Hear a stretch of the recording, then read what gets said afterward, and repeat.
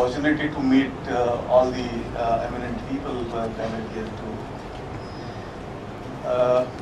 When I first saw her book, I just started glancing through her pages, and I realized that for the first time in almost 20 years of my association with this as a researcher, I saw a critical analysis element which was lacking for several years.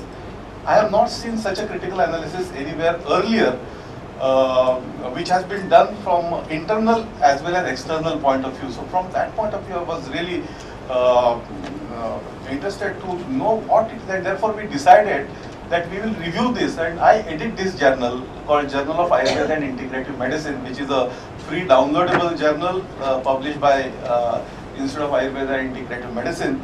And this book review actually has received a lot of downloads, so people are actually reading it, and that is the first sign that how much of interest people have in knowing the critical review status of this sector.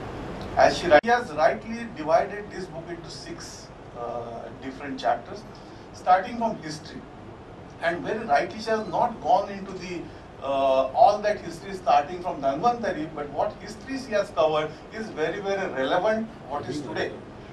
Second chapter, very, very correctly, and I must appreciate that vision she must have put in, she has put research as a second chapter.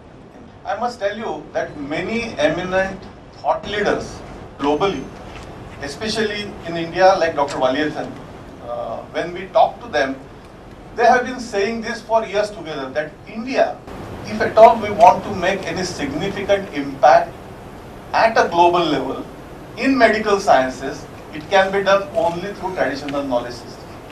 Because on a knowledge curve, if we talk about biomedicine, we are here somewhere as compared to the world. But as compared to traditional knowledge, we are much at higher level. And so it is really important for us to take that and give a boost so that we will be able to get a leadership position. Now, talking this is one, but actually bringing in the practice is not very easy unless you have this kind of a critical analysis which comes in front of us. I must also tell you that as a biologist, basically a pharmaceutical biologist, it is very, very difficult today in a global level to have new ideas. We may talk about genomics, and I have worked also a lot on genomics.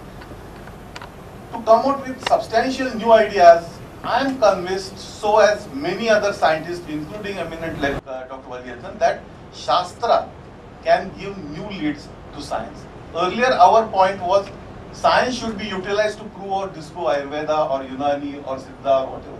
And we are challenging this. We are saying that actually the richness of the knowledge in our systems is so much that it can give lead to the new ideas and can help actually the modern biomedicine or biology to fast forward at a global level to take this leadership.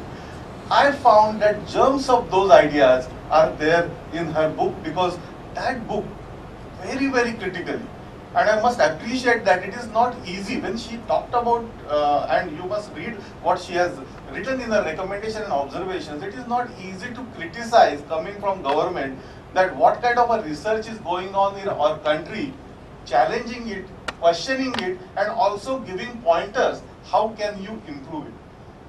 Mrs. Shailija Chandra has done a great job, and I am going to tell you just 2 or 3 points which actually